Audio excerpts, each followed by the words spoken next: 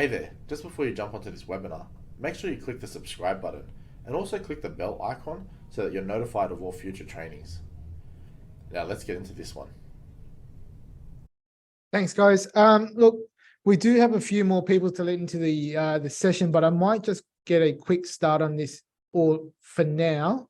In terms of general housekeeping, what I will do, what Tara and I will do over the course of the next, say, 45 minutes or so, the topic of today is to get you ready for the new CCS year. So things that we're going to wrap up, inform you about what's changing for the upcoming CCS year. And then we've got things like what we need to do in order to wrap up before the end of the year to make that process a little bit smoother for you as well. Okay, so in terms of housekeeping, my name is Fong. If we haven't already met, I'm one of the co-founders and the operations manager here at Owner.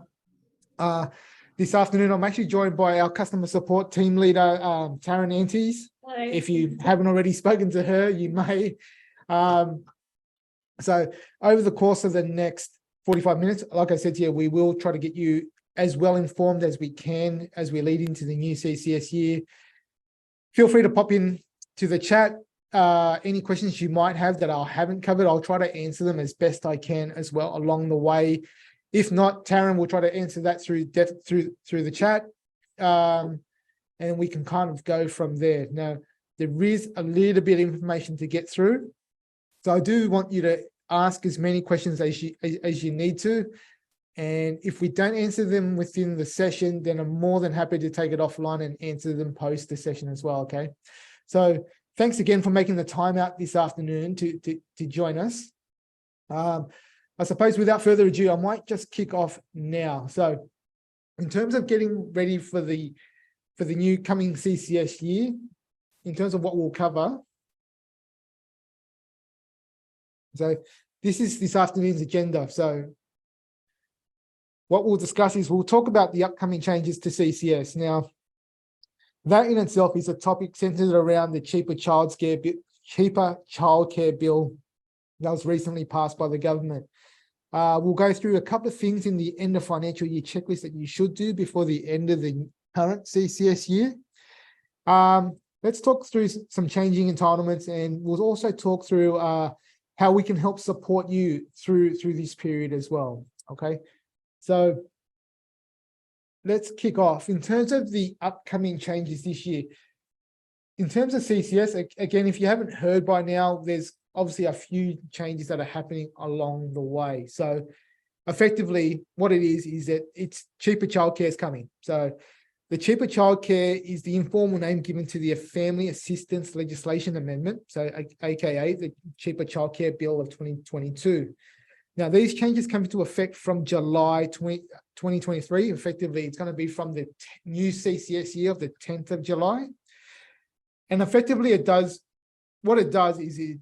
the Australian government increasing the childcare subsidy rates for families. Now, the bill in itself focuses on, I guess, 4 key measures. So it addresses things like affordability, ergo the higher CCS rates. It addresses accessibility, and that's the thing. That particular focus is on First Nations children. You've got things like integrity and also transparency, and that's to do with around how you receive payments and the reporting requirements if you're a larger operator as well. So let's kick off with the new CCS rates, and let's put that under the umbrella of affordability.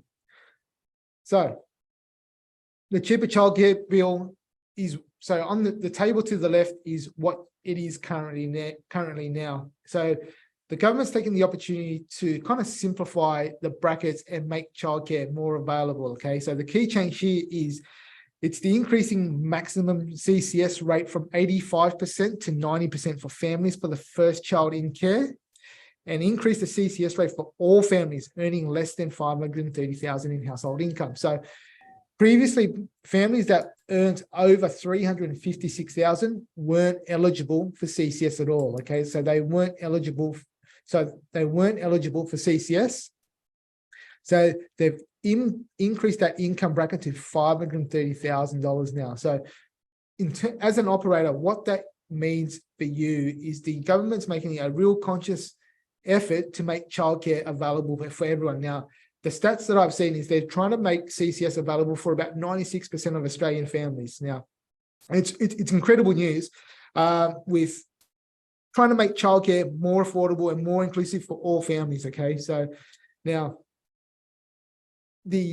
that's the key part of this. So the questions that you're going to get from your services, or maybe the ones that you actually want to put out to your families, is if you weren't eligible for CCS before, then take the necessary steps to apply through Centrelink, because you might be eligible for it now, given that the income thresholds have changed. So it goes a long way to making childcare more affordable, more inclusive for families.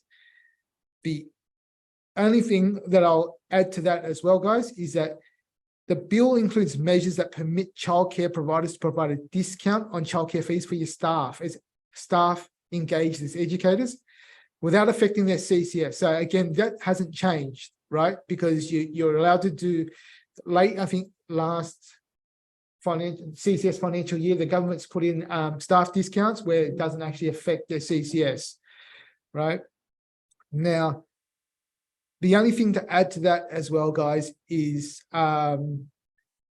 the second child or the sibling who is also attending childcare will still continue to receive the 30% additional if families have more than one child attending care at the same time.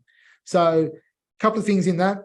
The rates have gone up from 85 to 90% in terms of CCS percentage for families that earn up to $80,000. It's making it more accessible for families who have a family income up to $530,000 to be eligible for CCS. So that's the second key thing. Staff discounts still applies. So all you need to do is charge 5% of the gap. So that continues. And again, the other benefit that continues is for families that have more than one child in early education can still continue to get this the increase for the second sibling. Now, again, these new entitlements will kick off from the 10th of July. Now, here's the complication for you guys to consider, especially for those that bill in advance at this stage. Now, if you're using our service, or if you're using another piece of software at the moment, and you are billing for dates that are from mid-January onwards, like from, say, the 10th of July onwards, the issue that you got, or the things that you have to consider now, is that will be estimating, or when you bill in advance, you're estimating the amount of CCS that comes through. You're going to be estimating based on the child's current CCS rates. That means their hours and also their percentage entitlement, okay? Now, if the entitlements change post the 10th of July, the system will automatically update. So when you submit sessions for that particular week, when CCS go and process that, they'll process it at the new rate. So if they were eligible for more CCS, then you'll actually end up getting, the family will probably end up being in credit for that first week. And conversely, the same thing, if the family's entitlements have dropped off, and this happens every week anyway, if for whatever reason the CCS changes between now and the 10th of July, and you've already billed families up to the 10th of July because you're estimating the amount of CCS, then if it's reduced, then families will get less CCS, and then you'd have to obviously chase them for the difference for that. But the biggest caveat I've got here, guys, is for those that are billing in advance, it'll be based on the current rates. We won't get updated rates from CCS until the 10th of July. Okay, so we have to use what we've got now as the entitlements. If you've got any questions specifically around the new CCS rates, feel free to pop into the chat. Taryn will get to them as we go along. If not, again, you can always contact us post this session as well, and we can certainly give you as much information as we can around how to manage the new CCS rates going forward. So the first one, we're addressing affordability. The second part is around accessibility, and it's a focus on having First Nations children attend more care, or having more access to early education. So what the government's done in this case is they're investing about 33.7 million to increase the subsidised ECEC to a minimum of 36 hours per fortnight for families with First Nations children. So the key change here is a base entitlement of 36 hours per fortnight of subsidised care will be extended to families with First Nations children, regardless of activity hours or income level. Okay, so now this goes on to say that the CCS income test would still continue to apply to determine the CCS percentage payable for the 36 hours of care, but the family would still be required to pay the gap for subsidized hours in accordance with their income level. So what that means, guys, is as you would know, CCS is determined and based on two things. Your income, or the family income, determines how much in terms of percentage. Your hours are determined by your activity test, right? So I guess if you are full-time employed, then you're eligible for more hours of care. And if you're if you're employed for part-time, then you get less.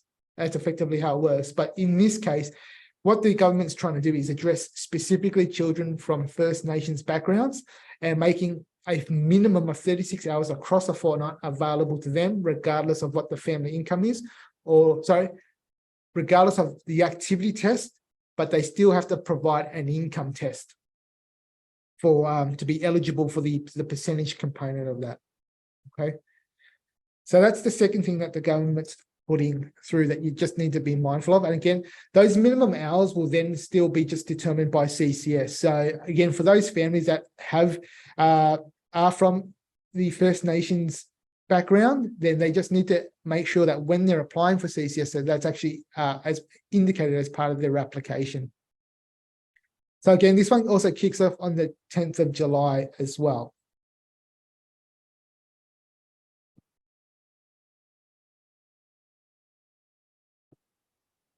So the third one, guys, is about online payments. Now, the third point here is what the government's put this down to as an integrity measure, is what they've called it. So come the new CCS year, all childcare providers are to provide. Sorry, I'll start again. Come the new CCS year, childcare providers are required to collect the gap fee with electronic payment methods. Okay, so that could be via card payments, bank transfers, direct deposits into your account. Obviously, if you're using our CCS, we process your direct debits through our merchant. So that's either going to be Merchant Warrior or Fat Zebra at this stage. Service can, and that also then extends to like BPay and CenterPay and things like that. So long as the payment method is via an electronic means and not specifically cash, then you're well within your compliance at this point. So the impact is that cash will no longer be a payment option at your service, and any new providers will need to present policies and procedures that demonstrate good governance is being applied with the applicant organization. So when you're applying for, I guess, your provider license or your servicing license, you will need to have policies and procedures in place to demonstrate that you are and can take on electronic payments for gap fees. So again, if you're using our CCS here, guys, or you're using, even if you're not using ours, if you're using Quick Kids, I imagine you could be using Quick Kids with a combination of Debit Success or something like that. So long as you're receiving gap fee payments by an electronic means, then you're actually okay. So this one may not affect a lot of you, but just be mindful that the aim for the government here is to remove any kind of cash payments.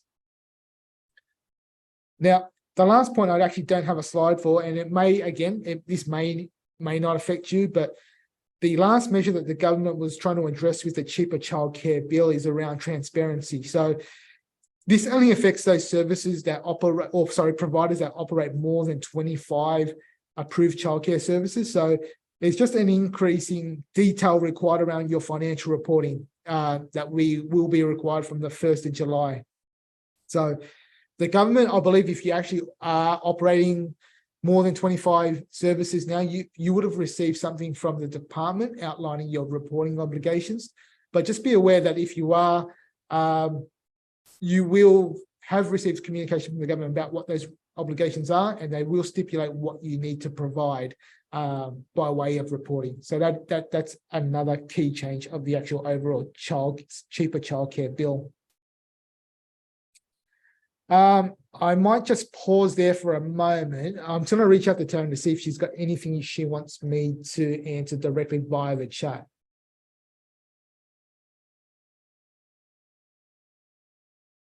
Just asking questions about the first.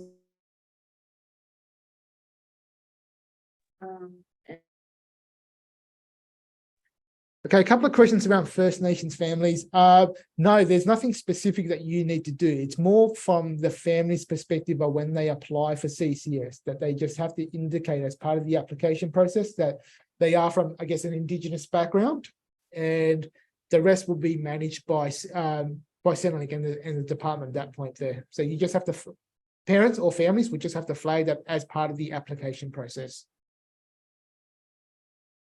Okay.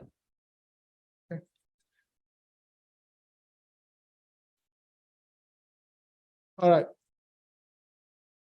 Couple of things on COVID, guys. So we've obviously all worn about two close to 3 years worth of COVID measures as part of being in the sector. So you would have recalled that during COVID this year, this CCS financial year, and also the last, that absences were increased from 42 traditionally up to 52. So the government was actually adding 10 additional absences as a result of COVID. Now, that reduces come the new CCS year as well.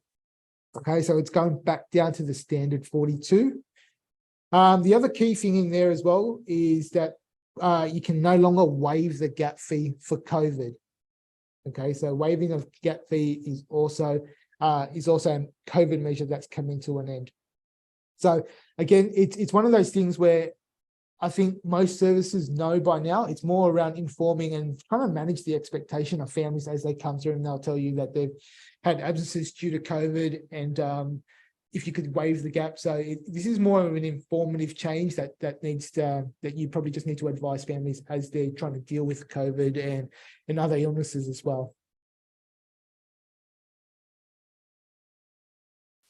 All right, second part of this discussion, guys. End of financial year, end of financial year checklist, both from a financial reporting point of view, but also from a CCS perspective as well. So there's a couple of things that I'll remind you to double check as you get closer to the end of specifically the end of the CCS year. So the first thing we want to do is check that all your sessions for this year, every week from, I think it was July the 12th, July the 12th started the CCS year. Yep. Started July the 12th, 2021. Yeah. Two. We're in 2022. July 2022, July 10th, 12th, 2022 is where you want to start. So that's where the start of the current CCS year is. You want to go back and check if all your submissions are submitted correctly there. 2, you need to remind families to confirm their income. 3, let's talk through fee increases and the changes in the hourly cap. So ensure sessions for 2022 to 2023. So again, that's from July the 12th, 2022, all the way through to July the 9th, 2023. You want to check if all your submissions have been submitted. Sorry, all your sessions have been submitted. Now, in owner, if you're using our CCS, there's a really cool report under the menu of CCS. So if you're in front of your computers now and you can have a look, if you click on the left-hand side, click on CCS and then click on weekly attendance fee. What I want you to do then is change the date to, I think, the week beginning the 12th of July and click on get report. What you're going to be presented with there, guys, is a list of all the children that were enrolled at that point in time. And what you're checking for are green ticks, or what you're going to see is this red cross next to their name.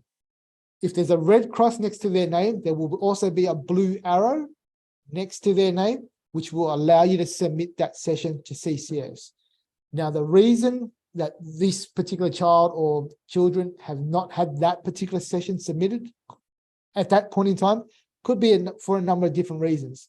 The main reason we get is a child may start within that week, but they haven't provided you CRN details, or mum hasn't provided you CRN details, and you create that CCS enrollment at a future date. what you've probably have forgotten to do is go back and resubmit this session to CCS.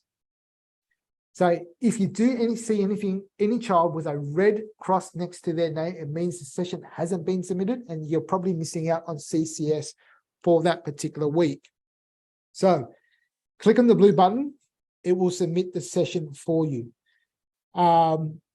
If it doesn't submit, you will get presented with a big red error box in the top right-hand side, which will tell you what the error is. Sometimes we have to go back and adjust the session hours for that particular child. Maybe they haven't signed out, things like that.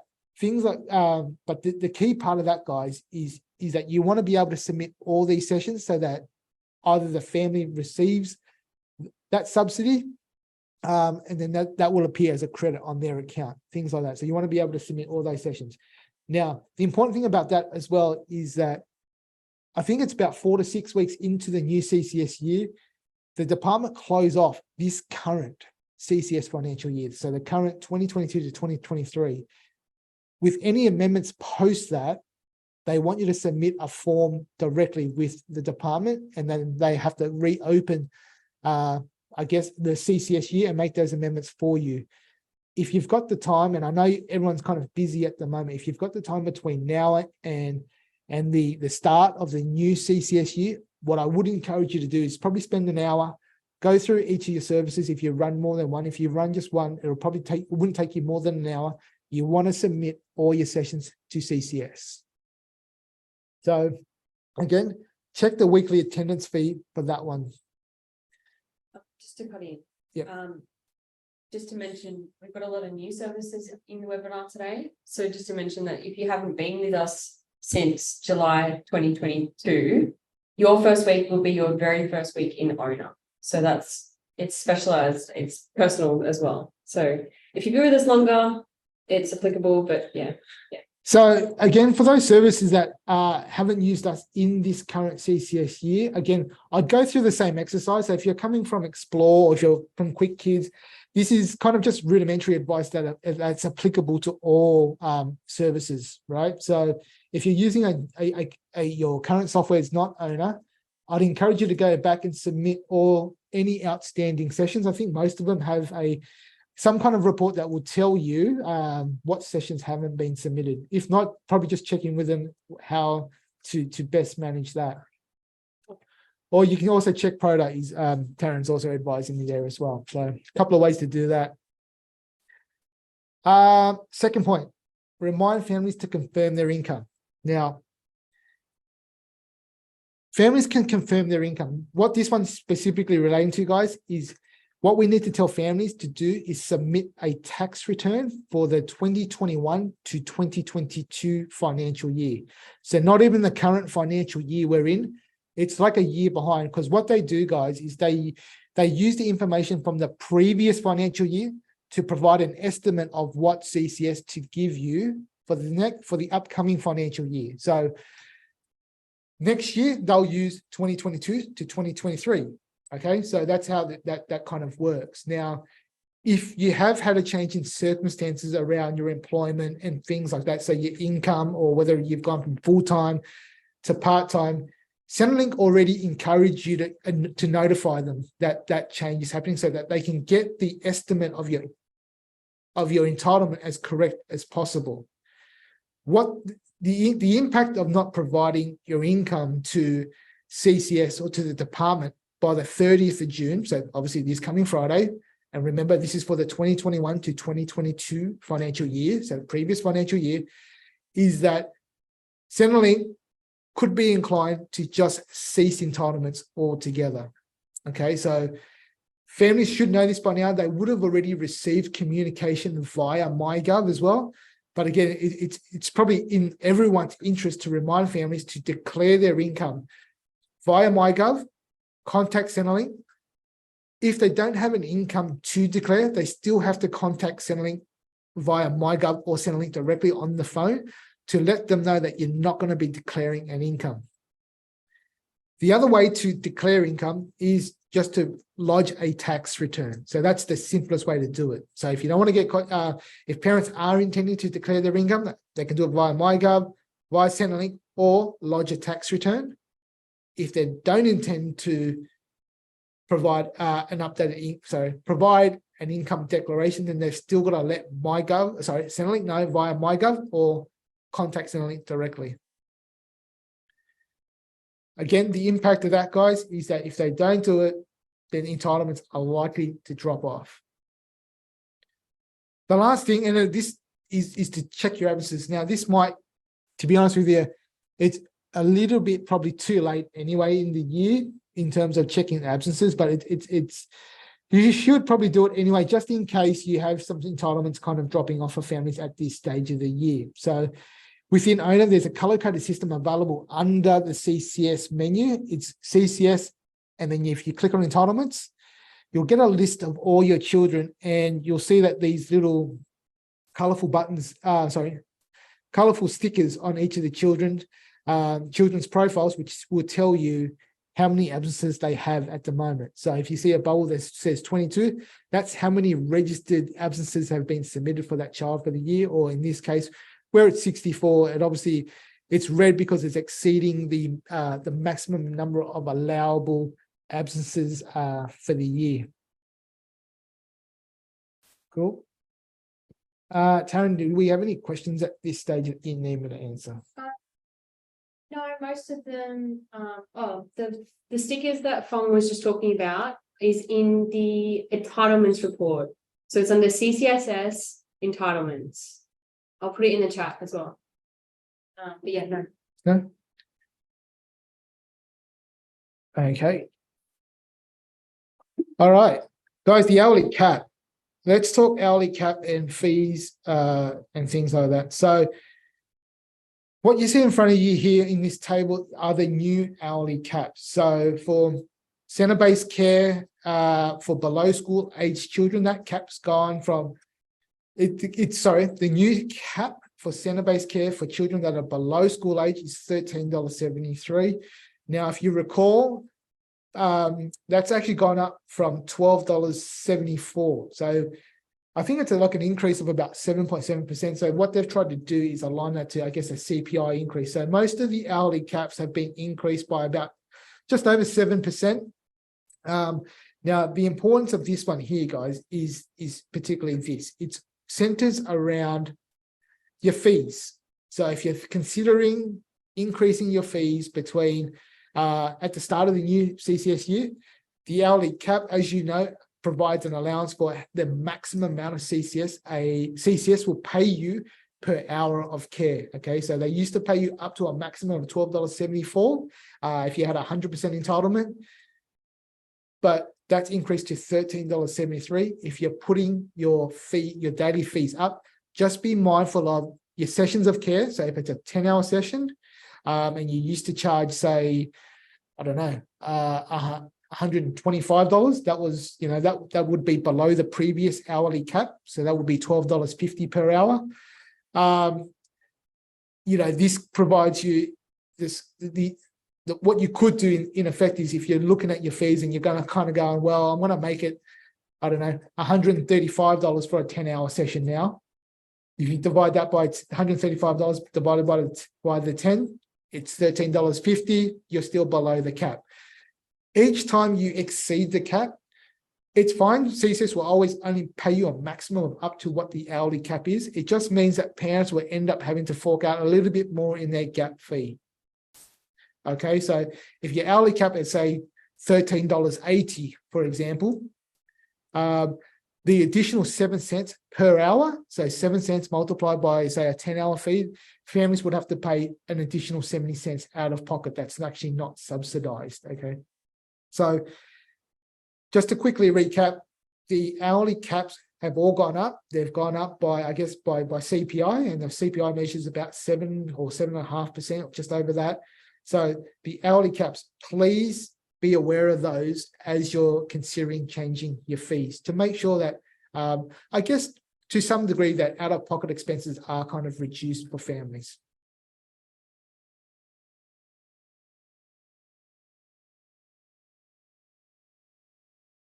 Okay, entitlements. What do you do if a family contacts you about changing entitlements? So there's going to be quite a bit of change through this period, especially as CCS becomes more available for more families. And the rates are slightly going to increase for each family as well. Now, one of the common questions you do get is, what happens if my entitlements go down to zero, or what's happened there? So the one thing that you want to check with families is if they've confirmed their income for the last financial year. Again, it is something that it sounds kind of easy to do, but the most common reason as to why an entitlement percentage reduces is because families have not provided their income, or they haven't updated an income test. Okay, so there are going to be quite a few changes to entitlements as we journey through the next couple of weeks. Look, if their incomes change between 2022 and 2023, so now we're talking specifically within this financial year, almost everyone's going to have a change in their entitlements from the next CCS year.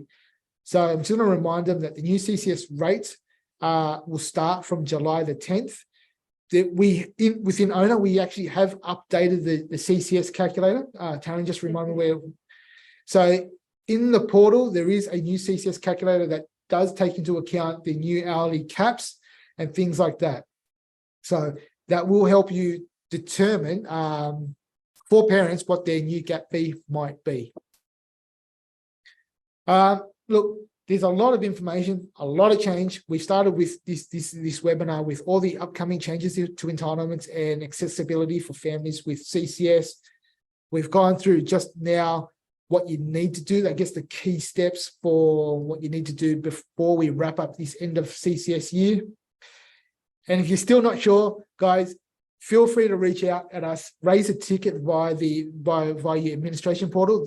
My team and I will answer those as best we can.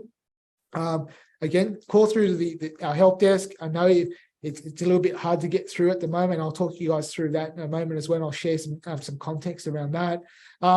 Or you can also contact the CCS help desk as well. Okay, so we are here as best we can to help support you through this period and there's quite a bit changing. So let's talk about support. Now, to be frank with you guys and to be very transparent with you, this is our busiest time of season, to be quite honest with you. So, and we are dealing with a multitude of inquiries. A lot of it centers around some of the things that we've spoken about what needs to happen before the end of the CCS year, or how do we manage the changes to CCS. Now, our preference, and I'm going to speak open and honestly at this point, guys, is that our support team, we're doing our best at the moment. And I know we're probably not at the level that you kind of expect us to be generally. Like me personally, I have a very high service level, which, to be quite frank, we're not there at this stage. Now, full transparency in terms of what we're doing to fix the accessibility of support, we've actually got 2 more people joining the team. So we're expanding the team at the moment. So I think, again, what we've tried to do is add really good people to the team. Now, as you can all appreciate, finding good people in this environment is actually quite difficult. So we've had to be patient, but we've actually got 2 really good people starting soon. So that's one of the ways that we're trying to, I guess, alleviate some of the accessibility issues in support at the moment. Now, our preference is always to log a help desk ticket and include as much detail as you can. Now, you can obviously log a help desk ticket through your portal. If you can provide as much detail in that as possible, this goes for online chat as well. If you could provide as much detail as possible in that discussion, we will try to minimize kind of the back and forth and try to be more efficient about how we handle your inquiries. Okay, so that could include things like account names, screenshots, and any other possible detail that you might think is relevant in order for us to answer your inquiry a lot faster.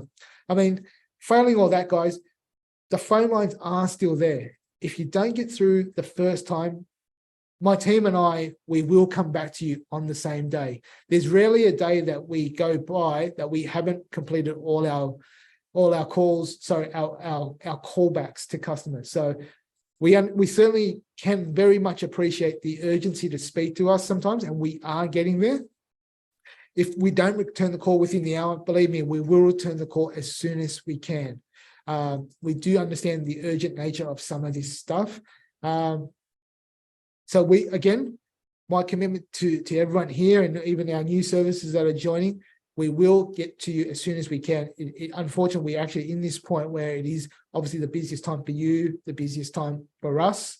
But we will get through to your support inquiries as soon as we can. So from a personal perspective, I do apologize if you think we haven't supported you in the right way. We are doing as best we can to kind of fix this at the moment. So if you can, just be patient with us as we get through this.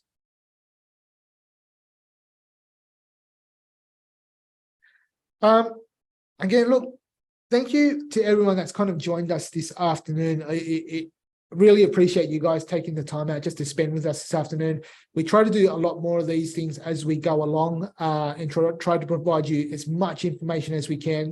There is a lot to digest. You guys, all of you are certainly very busy as well. So we try to condense these as much as we can, provide you as much information as we can. Also, look, be patient with us. We will get to your inquiries as soon as we can, is what I'll leave you that with.